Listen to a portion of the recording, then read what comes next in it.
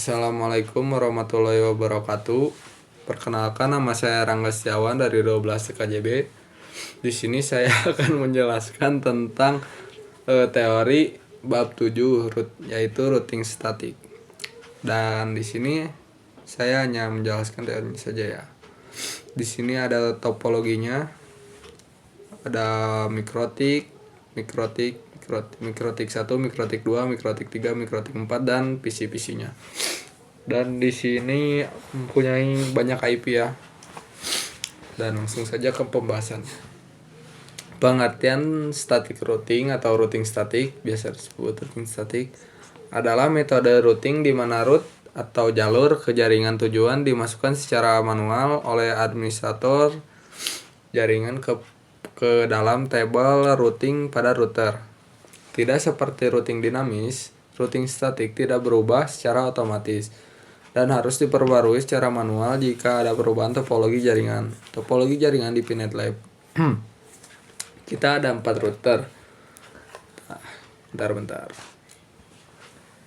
Kita ada 4 router di mikrotik secara berantai serial connection. Mikrotik 1 terhubung kepada internet dan PC 1. Mikrotik 2 terhubung ke PC 2. Mikrotik 3 terhubung ke PC 3. Mikrotik 4 terhubung ke PC 4. Masing-masing router memiliki interface dengan subnet yang berbeda.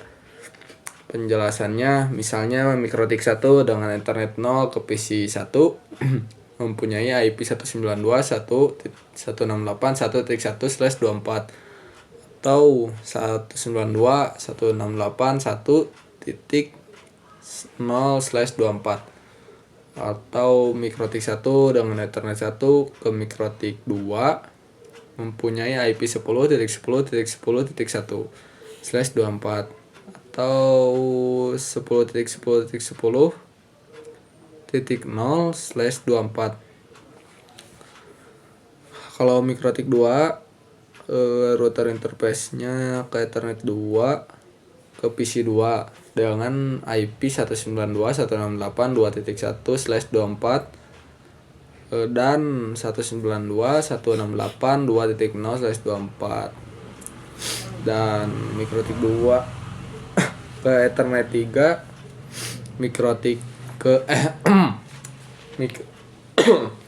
mikrotik 2 ke Ethernet 3 ke mikrotik 3 mempunyai IP 20.20.20.1/24 dan 20.20.20.20.0/24. Dan mikrotik 3 Ethernet 3 atau Ethernet 3 ke mikrotik 2 mempunyai IP 20.20.20.2/24 dan 20.20.20.0/24. Sekarang lanjut ke mikrotik 4 yang Ethernetnya 0. Ke PC 4 mempunyai IP 192.168.4.1/24 dan 192.168.4.0. Fungsi routing statik pada topologi ini adalah misalnya PC 1 mempunyai IP 192.168.1.11 ingin mengakses ke PC 4 yang mempunyai IP 192.168.4.11 yang ada di subnet berbeda dan melewati beberapa router. Karena masing-masing router hanya tahu subnet yang langsung terhubung, maka kita harus mengatur static routing di setiap router supaya mereka tahu kemana harus mengirim paket menuju subnet yang tidak langsung terhubung. Contoh routing table di router mikrotik 1.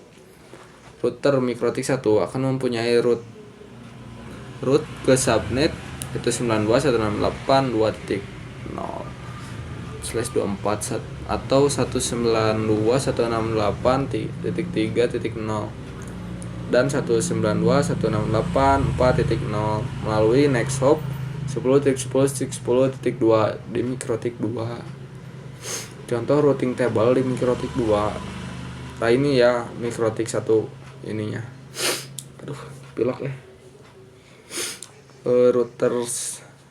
Router di Mikrotik 2 harus mengenali di belakang Mikrotik dan harus mengetahui di belakang Mikrotik 3 dan Mikrotik 4. IP rootnya ini. Contoh routing table di Mikrotik 3 seperti ini. Dan penjelasan root, DEC, dan S. Di gambar ada dua tipe. Di gambar ini ada dua tipe Henry routing. DAC atau Dynamic Active Connected Route adalah rute yang otomatis terbentuk dari interface yang aktif langsung terhubung ke router. Contohnya subnet yang ada langsung di interface router. Sekarang ke AS. Mana AS tadi? AS atau starting route adalah router yang dibuat secara manual oleh admin. Contohnya route yang menuju yang tidak langsung terhubung melalui gateway tertentu. Kesimpulan dari bab 7 atau starting routing diperlukan untuk menghubungkan subnet berbeda melalui beberapa router. Administrator harus menentukan secara manual alamat gateway yang harus dilalui agar paket sampai ke tujuan. Dalam Pinet Lab, starting routing digunakan untuk simulasi belajar mengatur jalur subnet menggunakan Mikrotik. Starting routing cocok digunakan jaringan kecil dengan topologi stabil dan jarang berubah. Kelemahan starting routing adalah tidak otomatis, menyesuaikan, tidak ada perubahan jaringan sehingga harus update manual. Sekian presentasi bab 7 dari saya Rangga Setiawan dari 12 TKJB. Wassalamualaikum warahmatullahi wabarakatuh.